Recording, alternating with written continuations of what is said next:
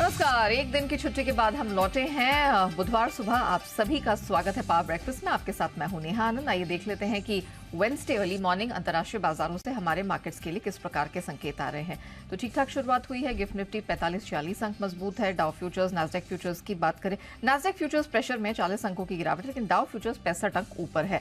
Japanese market निके में हम देख रहे हैं 372 अंकों की स्ट्रेंथ दिखाई दे रही है और एक छोटे दायरे में ट्रेड करता हुआ कमोडिटी मार्केट दिख रहा है, स्पेशली कच्चा तेल जो कि दबाव में आया है 2 ट्रेडिंग सेशन में, और सोना है, चांदी भी है, वो भी एक छोटे दायरे में ट्रेड करे। तो एग्जैक्टली क्या कुछ हुआ है बीते सत्र में या रादर 2 ट्रेडिंग सेशन में इंटरनेशनल मार्केट में, पूरी डिटेल लेकर दीपांशु मेरे सहयोगी इस वक्त स्टूडियो में जुड़ चुके हैं।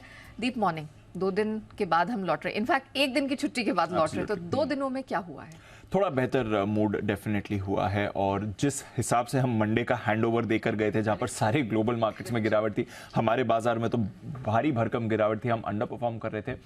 उस हिसाब से देखें तो मंडे और आज के बीच में डेफिनेटली ग्लोबल मार्केट्स, अमेरिकी बाजार थोड़े बेहतर मूड में आपको ट्रेड करते हुए दिखेंगे।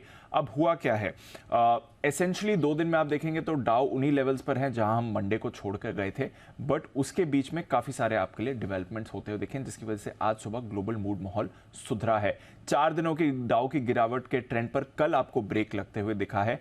कल डाउ 200 अंक ऊपर बंद हुआ, बट परसों डाउ 200 अंक गिरा था, तो नेट डाउ फ्लैट ही है मंडे के हिसाब से, बट आप देखेंगे एक दिन 200 अंक गिरा और उसके बाद 200 अंक रिकवर होकर बंद हुआ। कल मिड डे से जो रिकवरी आई वो काफी अच्छी रही अमेरिकी बाजारों में। तो नेट 4 दिन की गिरावट पर ब्रेक लगा है। नास्डैक पर लगातार दूसरे दिन आपने खरीदारी का ट्रेंड आते हुए देखा है, ये अच्छी बात है, और कल तो इनफैक्ट आउट परफॉर्म किया नास्डैक ने, करीब 1% ऊपर भी नास्डैक आपको आते हुए दिखा। ब्रॉडर मार्केट्स में भी थोड़ा एक्शन था, ज्यादातर सेक्टर्स ने पार्टिसिपेट किया। एनर्जी एक सेक्टर था जो कमजोर था, अदरवाइज ज्यादातर सेक्टर्स अमेरिकी बाजार के पॉजिटिव थे। सबसे बड़ा इंपैक्ट गिरती बॉन्ड यील्ड का हुआ है। मंडे को 5% के ऊपर आपको 10 साल की बॉन्ड यील्ड दिख रही थी, वहां से पिछले 2 दिनों में करीब 20 बेसिस पॉइंट गिरकर अब 4.8% पर आ गई है। तो अच्छा खासा रिट्रेसमेंट पिछले 2 दिनों में हुआ है अमेरिकी बॉन्ड यील्ड से, तो उससे तो डेफिनेटली बाजार का मूड माहौल आपको सुधरते हुए दिखा है। दूसरा, नतीजों के दम पर आपको एक्शन आते हुए दिख रहा है। नतीजों का सीजन है, कई सारे नंबर्स आ रहे हैं। Coca Cola, GE, general electric और 3M, इनके नतीजे, एक तो नतीजे अच्छे आए, दूसरा तीनों कंपनीज ने अपनी गाइडेंस बढ़ाई है। इसकी वजह से इन स्टॉक्स में भी एक्शन दिखा और बाजार के मूड माहौल को भी आपने सुधरते हुए दिखा। आईटी की आउट परफॉर्मेंस थी। 2 आईटी दिग्गजों के कल नंबर्स आए हैं, माइक्रोसॉफ्ट और अल्फाबेट। हालांकि दोनों नंबर्स बाजार बंद होने के बाद आए हैं। ड्यूरिंग मार्केट आवर्स ये स्टॉक्स अच्छे थे। पोस्ट मार्केट माइक्रोसॉफ्ट का शेयर आपका 2.5 से 3% ऊपर था, क्योंकि नतीजे अच्छे हैं, गाइडेंस अच्छी है, बट अल्फाबेट का शेयर पोस्ट मार्केट ट्रेडिंग में 6% नीचे था। तो आज सुबह जो आप नास्डैक फ्यूचर्स में दबाव देख रहे हैं वो इसलिए है क्योंकि पोस्ट मार्केट ट्रेडिंग में अल्फाबेट का शेयर नीचे था, हालांकि माइक्रोसॉफ्ट का ऊपर था। एक्चुअल रिएक्शन आज के ट्रेडिंग सेशन में आएगा तो देखते हैं क्या रिएक्शन होगा, बट जो नास्डैक फ्यूचर्स की गिरावट है वो इसकी वजह से आपको आती हुई दिख रही है। इसके अलावा अगर आप देखें, अच्छा एक्शन बाकी आपको स्टॉक सेक्टर्स में दिखाई है। आज मेटा के नंबर्स आएंगे, IBM के नंबर्स आएंगे और बोइंग के नंबर्स आने वाले हैं, तो वहां पर बाजार की नजर रहेगी। देखते हैं बाजार इस पर कैसा रिएक्ट आपको करते हुए दिखेंगे। यूरोप की बात करेंगे तो 1/4 से आधे % तक की खरीदारी यहां पर भी दिखी। मूड माहौल यहां पर भी सुधरा है। कमोडिटी बाजार से भी देखें तो अच्छे ही संकेत आ रहे हैं। तो डॉलर इंडेक्स आपका 106 के पास सपाट है, तो ज्यादा मूवमेंट मंडे और आज के बीच में आपने डॉलर इंडेक्स में नहीं देखा है। कच्चा तेल आपका और गिर गया है। मंडे को जब हम देख रहे थे 91-92 डॉलर्स पर था, जो अब आपको 88, इनफैक्ट थोड़ी देर पहले तो 88 डॉलर्स के नीचे ही दिख रहा था।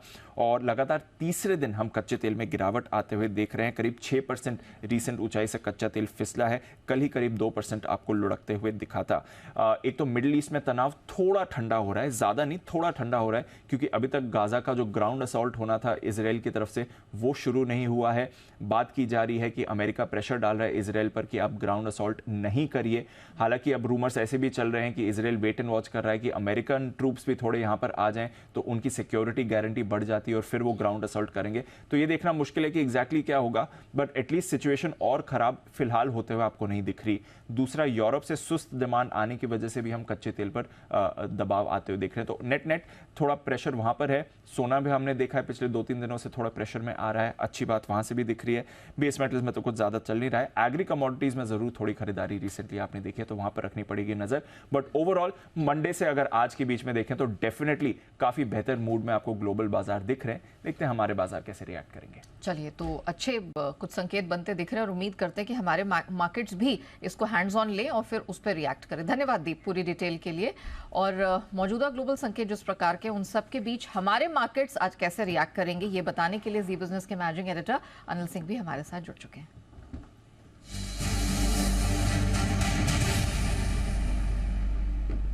सर मॉर्निंग, जिस तरह की क्लोजिंग हमने मंडे को देखी और आज जैसे क्यूज हमें मिल रहे हैं, कैसे स्ट्रेटेजाइज करें सर मार्केट को? निफ्टी बैंक निफ्टी कहां रखें नजर? Good morning Neha. देखिए, कल की एक दिन की छुट्टी काफी काम आई है, क्योंकि कल जिस तरह की रिकवरी हुई, अगर हम कल बाजार खुले होते तो शायद परसों के फॉल पर हमें रिएक्शन देना होता। लेकिन थोड़े संकेत बेहतर होते हुए दिखें, चाहे वो लोकल हो चाहे ग्लोबल हो। पहले मैं ग्लोबल संकेतों की बात करूं, कच्चा तेल सबसे बड़ा सेक्टर है जो हमारे लिए नीचे आया, $88 के आसपास बड़ी रिलीफ है। दूसरा, बॉन्ड यील्ड भी 5% पर जाने के बाद थोड़ी सी नीचे आती हुई दिखी है। अमेरिकी बाजार 2 दिनों में सपाट बंद हुए हैं, नैस्डैक रिकवरी के मूड में आता हुआ दिखा है। रिकवरी की लीडरशिप वहीं से आती है, वो होता हुआ भी दिखा है। तो वो संकेत सारे अच्छे हैं। हमास और इजराइल के बीच में जो तनाव चल रहा है उसमें कोई खास बड़ी और किसी तरह की पॉजिटिव या नेगेटिव खबर अभी तक नहीं आई है, ये एक राहत की बात है। अब आइए हमारे लोकल ट्रेडर्स पर। लोकल ट्रेडर्स में सोमवार को जिस तरह की तेज गिरावट हुई, काफी कुछ कमजोर ट्रेडर्स की पोजीशंस में हल्की भी हुई है और निकल भी गए। पैनिक जैसा माहौल भी था, mid cap small cap share भी काफी जोर से टूटे। तो एक जो बड़े करेक्शन की जरूरत थी बाजार में, काफी हद तक वो हुआ है। आज बैंक निफ्टी की वीकली एक्सपायरी के दिन बैंक निफ्टी काफी ओवरसोल्ड भी नजर आ रहा है, क्योंकि पोजीशंस वहां पर काफी हल्की है पुट कॉल रेशियो के लिहाज से। तो वहां से एक रिकवरी का संकेत बनता हुआ दिखता है। एफआईज की तरफ से भी आंकड़े खराब नहीं है बिल्कुल भी। इनफैक्ट वायदा कारोबार में स्टॉक फ्यूचर्स में दमदार 6000 करोड़ से ज्यादा की खरीदारी की है। तो इन सारे ट्रेडर्स के बीच में एक रिकवरी का सेशन आज आपको देखने को मिल सकता है। लेकिन आज चूंकि बैंक निफ्टी की वीकली एक्सपायरी और कल निफ्टी की एक्सपायरी है, तो थोड़ा सा वोलेटिलिटी अगर ग्लोबल संकेतों के चलते आए तो एक अलग बात है। बट मुझे लगता है एक मजबूती वाला ट्रेडिंग सेशन रहना चाहिए और ऐसे में सपोर्ट आपके बहुत ही नजदीक है, ज्यादा दूर है नहीं। अगर आप सपोर्ट की बात करें तो 19,225, 19,265 ये आज आपके लिए निफ्टी पर सपोर्ट काम करेगी। अगर ये तोड़ते हैं तो फिर सीधा सपोर्ट बहुत दूर नीचे 19,000 के आसपास मिलता है, जो शायद आज जरूरत ना पड़े। ऊपर की तरफ 19,365, 19,465 ये 100 पॉइंट की रेंज है, जहां तक जाने की कोशिश निफ्टी की हो सकती है। बैंक निफ्टी कल परसों 43,700 के नीचे बंद जरूर हुआ है, लेकिन अपने आखिरी सपोर्ट लेवल के नजदीक है 42,875, 43,025। ये आपके लिए बैंक निफ्टी पर आज सपोर्ट का काम करेगा। 150 पॉइंट की रेंज है, मजबूत सपोर्ट है। और ऊपरी स्तरों पर 43,500, 43,600 तक का एक अटेम्प्ट बैंक निफ्टी कर सकता है और उसके बाद देखेंगे आगे और कितना बढ़ते हैं। तो ओवरऑल एक हल्की फुल्की रिकवरी का दिन रह सकता है।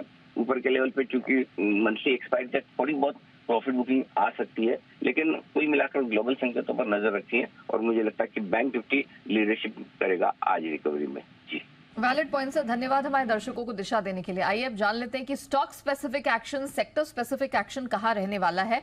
नतीजों पर, खबरों पर बात करने के लिए मेरे साथ आज सिर्फ अरमान नहीं, कुशल और वरुण भी जुड़ चुके हैं, जो पूरी डिटेल, पूरे प्रीव्यूज आपके लिए लेकर आएंगे। Good morning gentleman. लेकिन चलिए अरमान, सबसे पहले आपके साथ शुरुआत करेंगे। जरा बताइए, एक तो छुट्टी रही है, मंडे को भी मार्केट बंद हुआ, कौन कौन से नंबर्स आए हैं, एनालिसिस क्या है? जी गुड मॉर्निंग। कुछ नतीजे आते हुए दिखे हैं, जिसमें सबसे पहले अगर आप बात करें तो टोरेंट फार्मा की, यह जो हमारा अनुमान था उसके मुताबिक नतीजे आते हुए दिखे हैं। हालांकि अगर ब्राजील का परफॉर्मेंस देखेंगे तो वहां पर आउट परफॉर्म होता हुआ दिखा है। आय लगभग 16% बढ़कर आई है, मार्जिन 29.6% से बढ़कर 31% पर आते हुए दिखे हैं और मुनाफे में भी आपको 24% के आसपास का उछाल दिखेगा। पीएनबी हाउसिंग फाइनेंस, यहाँ पर एनआईआई जो है वो वहाँ पर 1.8% बढ़कर आती हुई दिखी है। मुनाफे में आपको 46% के आसपास का उछाल दिखेगा। जीएनपीए हो या एनएनपीए हो, क्यूक्यू दोनों में आपको कमी आती हुई दिखी है। एनएनपीए 2.6% से कम होकर 1.2% पर आते हुए दिखे हैं। केवल किरण की बात करें तो आय यहाँ पर 16% बढ़कर आई है, मार्जिन 22.1% से इंप्रूव होकर 23.5% पर आते हुए दिखे हैं और मुनाफे में भी आपको 27% के आसपास का उछाल दिखेगा। और अंत में महिंद्रा लॉजिस्टिक्स की बात करें तो आय लगभग 3% बढ़कर आई है, मार्जिन में आपको गिरावट दिखेगी, 5.1% से कम होकर मार्जिन 3.9% पर आते हुए दिखे हैं। और जो कंपनी को मुनाफा था 12 करोड़ का, वो इस बार घाटा आता हुआ दिखा है 15 करोड़ का। और अगर आप अदर एक्सपेंसेस देखें तो वहाँ पर अच्छी खासी बढ़त आती हुई दिखी है, 43 करोड़ पर आते हुए दिखे हैं, जो कि पिछली बार अगर आप देखें 27 करोड़ पे थे। तो कल ये नंबर्स निकल कर आए हैं। ऑफ कोर्स मार्केट आज जब खुलेगा तो इन पे रिएक्ट जरूर करेगा। कुशल, मॉर्निंग आपकी बारी आती है, जरा बताइए आईटी दिग्गज टेक महिंद्रा के नंबर्स आने वाले हैं, क्या एक्सपेक्टेशन है? बिल्कुल, यहाँ आप देखिए मेजॉरिटी ऑफ दी जो दिग्गज आईटी काउंटर्स हैं उनके नंबर्स तो आ चुके हैं। ऑफ कोर्स टेक महिंद्रा के नंबर्स आ जाते हुए दिखेंगे, तो जिसके अंतर्गत डॉलर आए करीबन 0.8% गिरकर 158.8 करोड़ पर रह सकती है। साथ ही कंपनी का कामकाजी मुनाफा 10% की गिरावट के साथ 800 करोड़ पर हम अनुमान लगाकर चल रहे हैं और 70 बेसिस पॉइंट्स इसी वजह से क्वार्टर ऑन क्वार्टर बेसिस पर कंपनी की मार्जिन्स 6.1% पर रह सकती है। मुनाफा 6% गिरकर 650 करोड़ पर हम उम्मीद कर रहे हैं।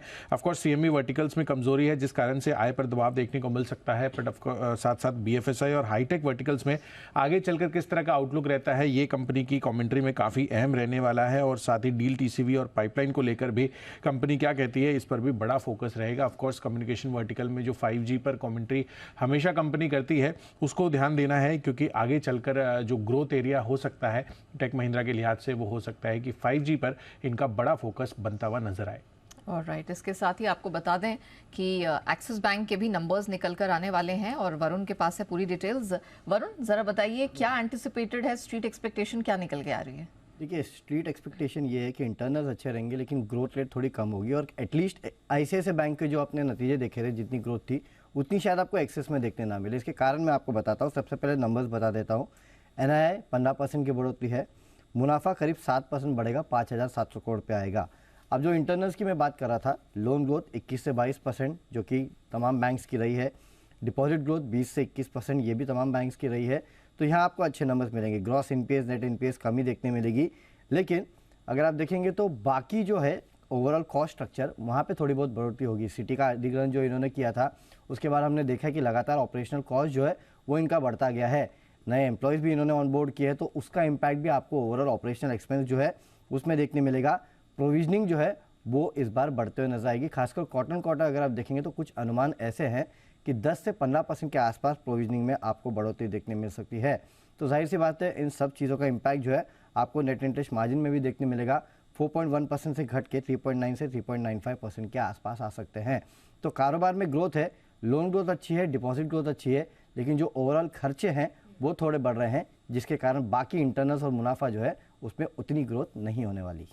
चलिए, तो निफ्टी की दो दिग्गज कंपनियां हैं जिनके नंबर्स आएंगे, ऑफ कोर्स हम उसका विश्लेषण आपके सामने रखेंगे। लेकिन बैक टू यू वर्मान, जरा बताइए और कौन कौन से नंबर्स आने वाले हैं और खबरों के दम पर भी कुछ एक्शन होगा? जी बिल्कुल, नतीजों में जैसा कि अभी एक्सिस बैंक और टेक महिंद्रा दोनों के नतीजे आते हुए दिखेंगे। F&O में आपको इंडस टावर है, जुबिलेंट फूडवर्क्स है, उनके नतीजे आते हुए दिखेंगे। सोनाटा सॉफ्टवेयर, यहाँ पर बोर्ड बैठक में नतीजों के साथ साथ बोनस शेयर जारी करने पर विचार किया जाएगा। 50% का आईपीओ का इनका लॉक इन है वो खत्म होता हुआ दिखेगा। यात्रा ऑनलाइन, सिग्नेचर ग्लोबल और साई सिल्क यहाँ पर अगर आप देखें वो होता हुआ दिखेगा। निफ्टी 500 के चेंजेस हैं क्लोजिंग के बाद से, जिसमें किर्लोस्कर फेरस जो है वो बाहर जाएगा और इंक्लूड होगा उसमें कॉनकॉर्ड बायोटेक। कैबिनेट की जो है मीटिंग लाइकली है लगभग 10:30 बजे के आसपास। एक्स डेट है इन्फोसिस में, जहाँ पे इंटरिम डिविडेंड है 18 का। आईपीओ अपडेट्स के हिसाब से ब्लू जेट हेल्थ केयर आज से इनका आईपीओ खुलेगा, 27 अक्टूबर तक खुला रहेगा आईपीओ। प्राइस बैंड 329 से 346 का है। इशू साइज अगर आप देखें 840 करोड़ का है, जो कि अगर आप पूरा का पूरा ओएफएस है। और कंपनी ने एंकर बुक के जरिए लगभग 252 करोड़ जुटा है, जिसमें ICICI Pru, HDFC mutual fund, Nippon Life आदि जैसे नाम है। खबरों के हिसाब से वेदांता, यहाँ पर सोनल श्रीवास्तव जी जो है उन्होंने सीएफओ के पद से इस्तीफा दिया है, निजी कारणों के चलते इस्तीफा देते हुए दिखे हैं। और अजय गोयल साहब जो है उनको सीएफओ पद पर नियुक्त होते हुए दिखे हैं। यूबीएल, यहाँ पर अगर आप देखें रिपोर्ट से, महाराष्ट्र सरकार ने बियर पर टैक्स कम करने की संभावना का आकलन करने के लिए एक समिति का गठन किया है और एक्साइज टैक्स बढ़ाने के बाद बियर की बिक्री में गिरावट होने की वजह से ये कदम उठाया गया है। लुपिन, यहाँ पर एक दवा को यूएस एफडीए से मंजूरी मिलती हुई दिखी है और उस दवा का यूएसए में लगा अगर आप सालाना कारोबार देखेंगे लगभग 360 करोड़ का है। पेटीएम, यहाँ पर विजय शेखर शर्मा साहब ने वीएसएस इन्वेस्टमेंट के नाम से ऑल्टरनेट इन्वेस्टमेंट फंड जो है वो लॉन्च किया है। सेबी ने 20 करोड़ के एआईएफ स्कीम ग्रीन शू लगभग 10 करोड़ के साथ लॉन्च किया है। गोदावरी पावर एंड इस्पात, 3 नवंबर को बोर्ड की बैठक में नतीजों के साथ साथ शेयर विभाजन पर विचार किया जाएगा। पावर मैक प्रोजेक्ट्स, बोर्ड ने क्यूआईपी का इशू प्राइस जो है वो 3881.2 के आसपास जो है शेयर को मंजूरी देते हुए दिखे हैं। फ्लोर प्राइस से लगभग 5% डिस्काउंट पर इश्यू प्राइस जो है वो आता हुआ दिखा है।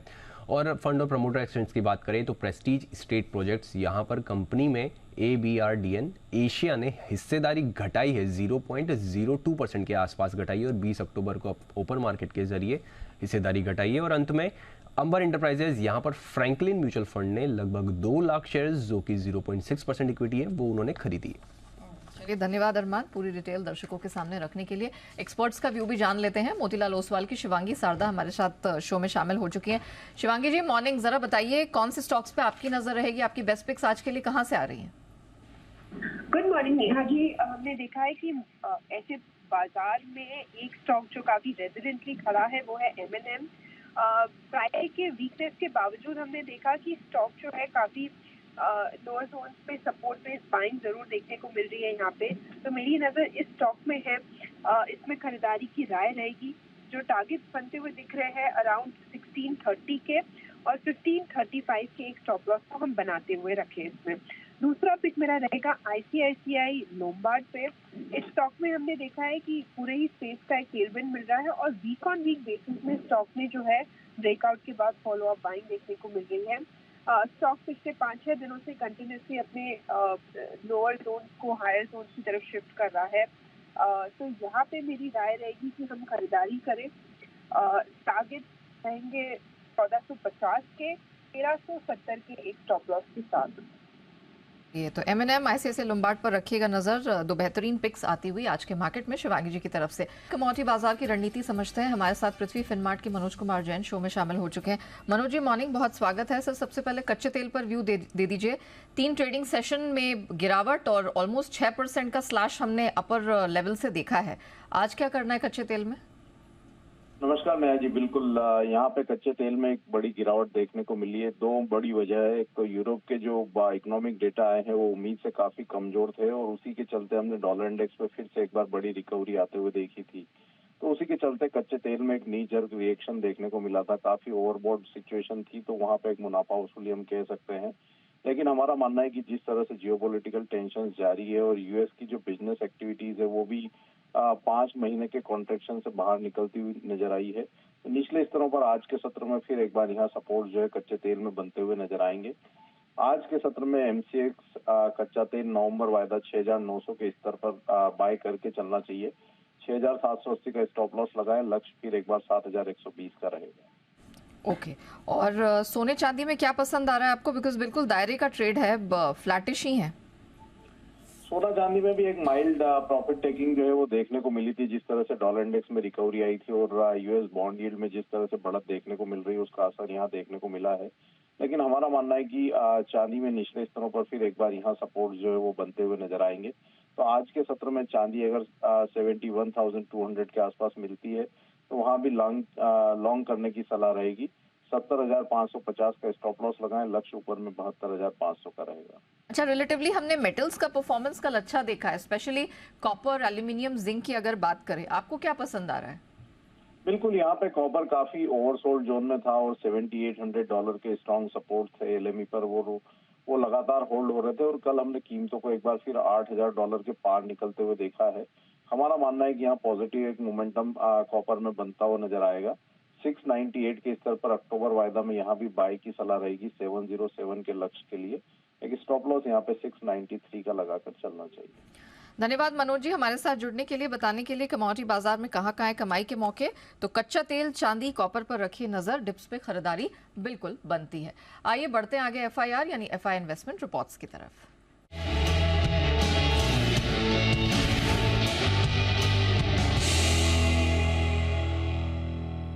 कहाँ है विदेशी ब्रोकरेजेस की नजर, जान लेते अरमान से। अरमान, ओवर टू यू।